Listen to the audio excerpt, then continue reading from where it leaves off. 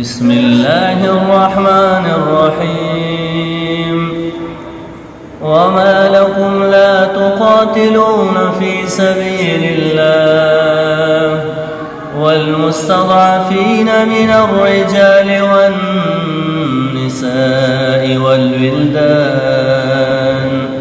والولدان الذين يقولون ربنا أخرجنا من هذه القرية الظالم أهلها واجعل لنا من لدنك وليا واجعل لنا من لدنك نصيرا.